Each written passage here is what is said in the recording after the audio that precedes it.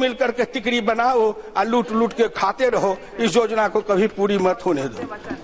क्यों 60 ईस्वी से योजना चला है पश्चिमी कोसी नहर, आज तक पूरी नहीं। उत्तर प्रदेश की सिंचाई योजना क्यों पूरी नहीं हुई, इसके लिए कौन जिम्मेदार है? प्रधानमंत्री ने संकल्प लिया है, राज्य सरकारों का सहयोग मिलेगा तो हर खेत को पानी मिलेगा, हर हाथ को काम मिलेगा, चेहरे पर लाली आएगी, घर घर में खुशहाली आएगी। इससे पिछड़े, दलित, गरीब समाज का कल्याण होगा। दूसरी योजना है जो मृदा परीक्षण योजना, भूमि सॉइल हेल्थ कार्ड। आप इतने दिन तक क्यों नहीं सोचे? आपको अंधाधुन जमीन में खाद देते चले गए। इसका लिए समय लगेगा कौशलेंद्र जी। चट मंगनी पट बियाह नहीं होता है। आप लोग तो ऐसे सोचते हैं चट मंगनी पट बियाह, जो मिथिलांचल में कहते हैं। हिंदुस्तान के अंदर ये 12 करोड़ हेक्टेयर जमीन है, उसमें मृदा परीक्षण का काम कोई आसान नहीं है।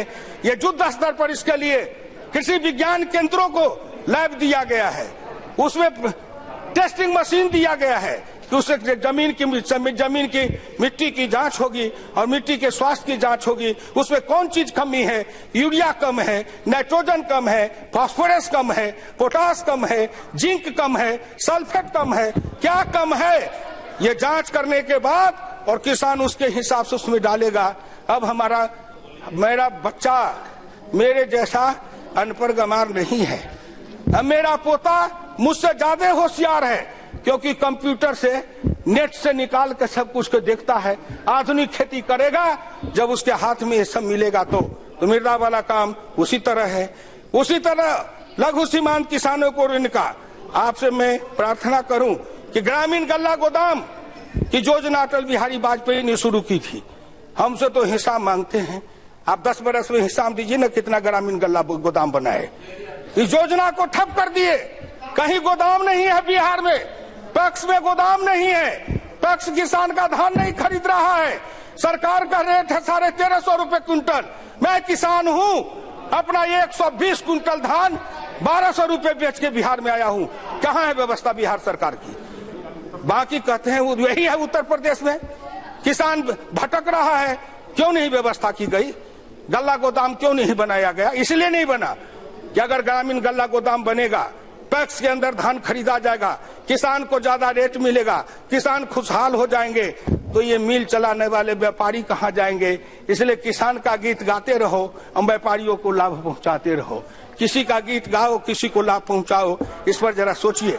आपसे यही कहने के लिए मैं खड़ा हुआ हूं। आइए, भारत सरकार के लिए वित्त मंत्री जी ने, प्रधानमंत्री जी ने मुद्रा बैंक की स्थापना की। किसको लाभ मिल रहा है? जितने मिले उसको, जितना मिले उसको कौन दे रहा है? इसलिए आपसे सुनिए गौर करके, ये मुद्रा बैंक से बिना गारंटी के, सेल्फ गारंटी पर 10 लाख तक का कर्जा दिया जाता है। आपने कभी इस पर सोचा था क्या कि खुद की जमानत बनके और 10 लाख तक रुपया मिले? ये गरीब लेगा, ये गरीब को मिलेगा, किसान के बेटे को मिलेगा, मजदूर के बेटे को मिलेगा, पिछड़ों के बेटे को मिलेगा, दलित के बेटे को मिलेगा, समाज के उपेक्षित, उपहासित, कमजोर वर्ग को मिलेगा। उसके घर में खुशहाली आएगी। एक कौशल विकास योजना क्या है? चमड़े का काम, लोहे का काम, गिट्टी का काम, मिट्टी का काम, ये काम कौन करता है? ये सभी काम करने वाले हैं पिछड़े और दलित समाज के लोग। उनके कौशल विकास है, उनके हाथ में कौशल है, लेकिन कोई प्रामाणिकता नहीं थी। नरेंद्र मोदी ने सोचा कि ITI में कहां पढ़ने जाएगा, IIT में कहां पढ़ने जाएगा, इसीलिए गांव-गांव में कौशल विकास योजना के लिए प्रशिक्षण केंद्र बनाया। 3000 रुपया उनको प्रशिक्षण के समय में मिलेगा और गांव में बैठ करके अपने कौशल की लोगे, उनको एक सर्टिफिकेट मिलेगा, राज का मिलेगा, मिस्त्री का मिलेगा, हलवाहा का मिलेगा, कोदारी चलाने का मिलेगा। सब काम ग्रामीण क्षेत्र में करने वाले उन गरीबों को कौशल विकास का प्रमाण पत्र मिलेगा, वो भी एक सर्टिफिकेट जेब में लेके जाएगा। क्योंकि हमको कहा जाता था अनस्किल्ड लेबर हो, किसान अनस्किल्ड लेबर है और बाकी लोग स्किल्ड लेबर हैं। मैं एक बार अपने खेत में हल चला रहा था, मेरे गांव के बगल में डिफेंस का हवाई पट्टी है, जहाज उड़ रहा था, तो मैं रुक गया। मैंने सोचा ये ऊपर से कुछ बोल रहा है हवाई जहाज उड़ाने वाला। तो मैं अपने अंदर से कहा क्या बोल रहा है? तुम यही कह रहा है कि मैं टेक्निकल हूँ, हवाई जहाज उड़ा रहा हूँ। तू जा हवाई जहाज उतार के आ, अब मेरा हल का मूठ पकड़ के जोत के बता। हवाई जहाज उड़ाने में, अपना हवाई उड़ाने में मैं नॉन टेक्निकल हूँ, हल चलाने में तुम नॉन टेक्निकल हो, दोनों का सौदा बराबर है। तेरी विद्या हम न जाने, मेरी विद्या तुम न जाने। आज किसान की बात करने वाले बड़े बड़े नेता हैं। वीरेंद्र जी उस दिन कह रहे थे कि उनके आगे में गाय या भैंस रख दीजिए तो भी नहीं पता लगेगा दूध आगे से निकलता है कि दूध पीछे से निकलता है। काली भैंस काली गाय में फर्क न करे। अच्छा जाबे जो किसानी की बात करते हैं, हम वो नेता नहीं है जो नाटक करते हैं। सिनेमा में एक हीरो आता है, हल चलाता है, कंधे पर जुआ रखता है, एक तरफ बैल को जोतता है और फटे कपड़े फाड़ के, जिस अच्छे कपड़े को फाड़ के लैला मजनू का खेल करता है। उसी तरह राजनीति में लैला मजनू का खेल है। फटा कपड़ा लेकर मंच पर लोग दिखाते मेरा फटा है। अरे फटा है लेकिन वो क्या दिखा रहे हो? बोलो ना, बचपन में क्या फटा था? हम तो बचपन में फटे कपड़े पहने थे। हम जिस समय थे उस समय ये जीन्स फिन्स ये पैंट पतलून नहीं था। हम तो जो अंडर पैंट पहनते हो आप, वो डोरी वाला पैंट पहनते थे, अब बोरे की टाट पर बैठते थे, गांव में बैठ के बासी भात खाते थे। जन्म लेते हो राजा घर में, पलते हो रानी के महल्ले में, जाते हो कहीं विदेश में, पढ़ के आते हो कहीं से कहीं और किसी के बारे में आप नाटक करते हो। इसलिए आपसे आप इस बात को समझिए।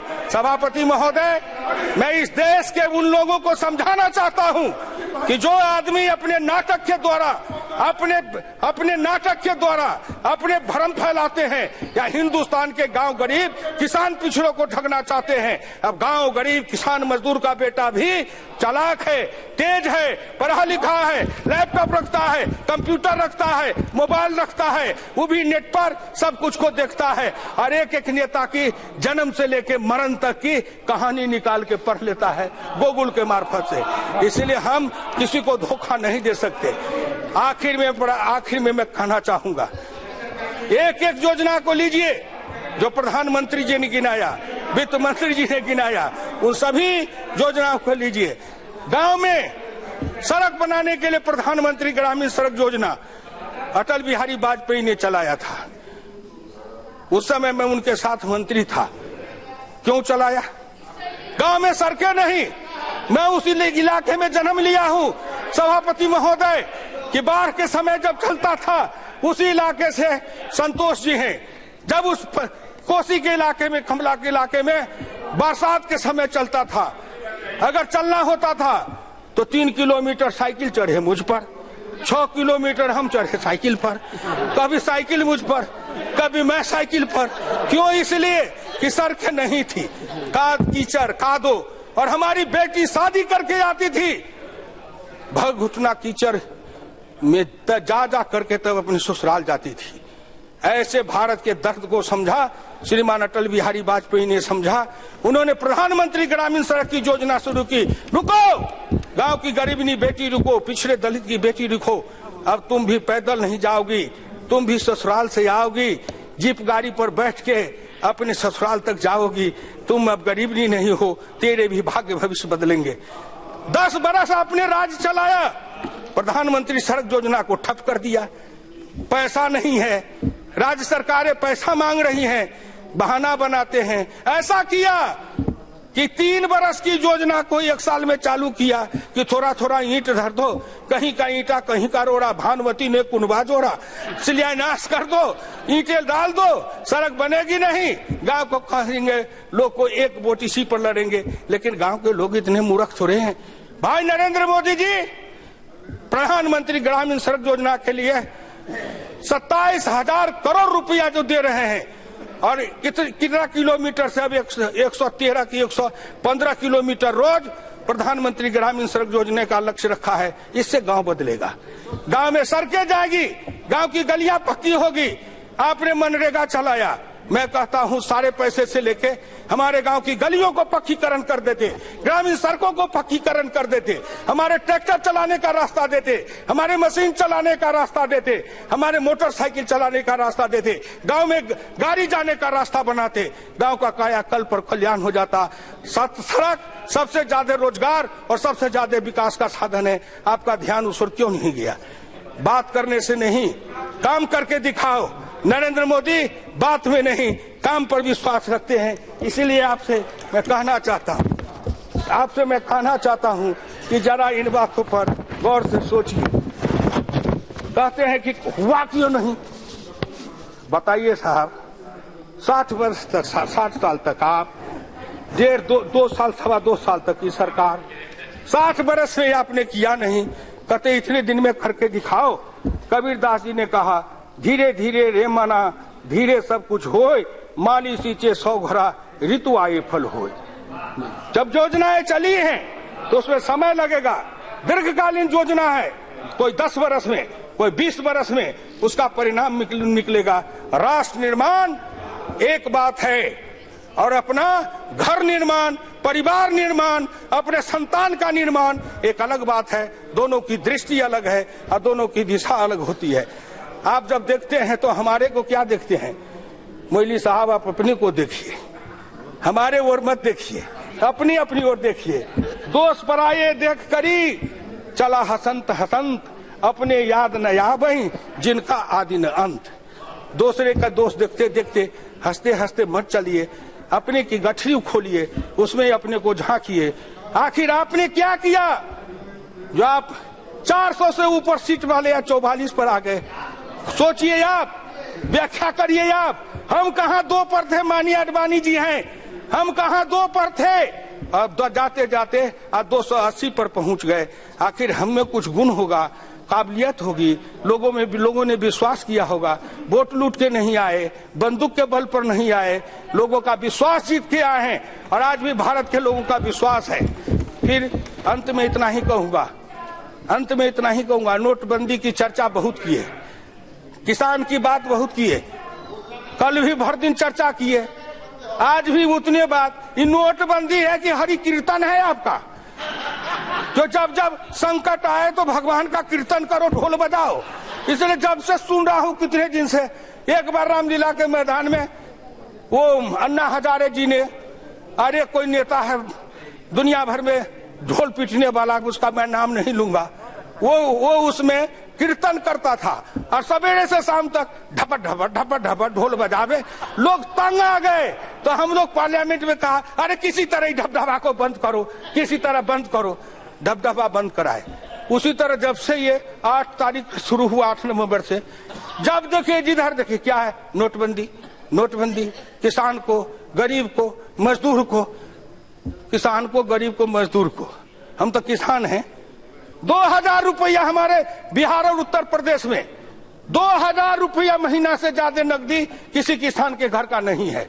चावल अपना, दाल अपनी, गेहूं अपना, सब्जी अपनी, दूध अपना, दही अपना। हमारे पास पैसा लेके क्या करेंगे? पैसा कूट के खाएंगे। हमको तो 2000 में महीना चलता है। 4000 रुपया का बदली आया कि बदल लो, किसी तरह बचा के 4000, 2000, 5000 रुपया घर में रखे थे, एक दिन में बदल के ले आए और 3 महीना 4 महीना तक घर में 6 महीना तक खर्चा चलाए। कलेजा फटता है उनका जो 5 स्टार होटल में जाते थे, राजा रानी रहते थे। उस सूट का किराया एक दिन का 1 लाख 1.5 लाख। एक होटल में मैं गया तो कहा यहाँ एक सूट है, उसका 5 लाख एक रात का किराया है। मैंने कहा चल भैया थोड़ा दिखा दे कि उसमें क्या है। मैं गया तो मैं पूछा इसमें रहने वाला मरता है कि नहीं? तो कहा मरता तो सब है। हम कहा जब इसमें भी मरना है तो इसी में आके कहा मरेंगे? इतने बड़े घर में भगवान भी डर जाएंगे। इसीलिए उस झोपड़ी में रहने वाले की बात करिए।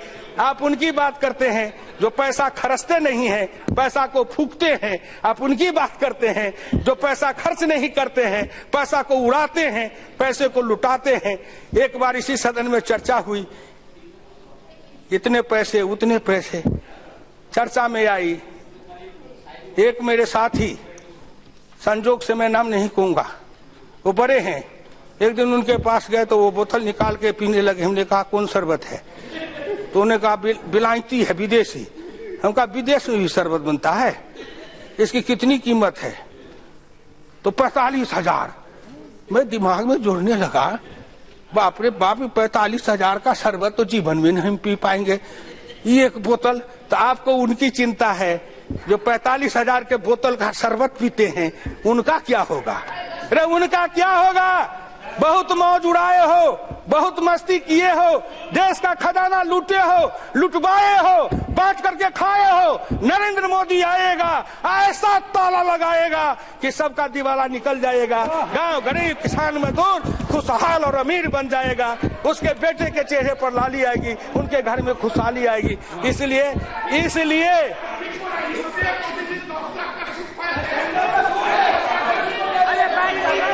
ठीक बात है, ठीक बात है। कल्याण जी आप मेरी बात न समझेंगे, क्योंकि आप तो अच्छे वकील हैं। आप तो अच्छे वकील हैं ना?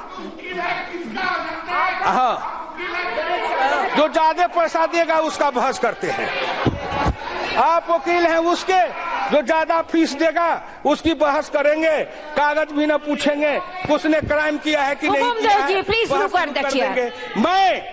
मैं अपनी बात समाप्त करते हुए कहता हूं, एक बात हिंदुस्तान के गांव गरीब किसान मजदूर पिछड़े दलित अल्प जितने लोग हैं सबके लिए किया। अंत में मोदी जी ने कहा सबका साथ सबका विकास, सबका साथ और सबका विकास। उस सब में कौन नहीं है? हिंदू है, मुसलमान है, सिख है, ईसाई है, गरीब है, अमीर है, पिछड़ा है, दलित है। सबका साथ सबका विकास। खेत में पानी सबके खेत में पानी, हर हाथ को काम सबके हाथ के काम, हर के चेहरे पर लाली सबके चेहरे पर लाली, हर गरीबी गर्भवती माता को 6,000 रुपया, सबके घर में 6,000 रुपया। कोई भेद नहीं है किसी जात के लिए, न अल्पसंख्यक है न बहुसंख्यक है। हिंदुस्तान एक समान है, इसलिए समदृष्टि रखिए, सबके लिए बराबर का काम करिए। सब भारत उठेगा, भारत शक्तिशाली बनेगा और भारत मजबूत, और भारत जितना शक्तिशाली बनेगा देश शक्तिशाली और मजबूत बनेगा। हमारा हिस्सा ज्यादा आएगा। जब सबका बेटा नौकरी पाएगा तो सबसे ज्यादा पिछड़े वर्ग के भी हम नौकरी पाएंगे, क्योंकि हमारी संख्या ज्यादा है। दलित ज्यादा नौकरी पाएगा क्योंकि उसकी संख्या ज्यादा है। जब सबका विकास होगा उसमें मेरी हिस्सेदारी ज्यादा होगी। जब सबका कल्याण होगा मेरी हिस्सेदारी ज्यादा होगी। इसलिए उस दृष्टिकोण से हम सोचते हैं। तो नरेंद्र मोदी जी की योजना ने हिंदुस्तान में आर्थिक परिवर्तन, सामाजिक परिवर्तन, राजनीतिक परिवर्तन, सांस्कृतिक परिवर्तन और धार्मिक परिवर्तन, ये सब की ओर जो आगे बढ़ रहे हैं, इसी से हिंदुस्तान का कल्याण होने वाला है। इसीलिए मैं इस बजट का समर्थन करता हूं, ईश्वर से प्रार्थना करता हूं कि हे ईश्वर नरेंद्र मोदी की रक्षा करिए। अगर कोई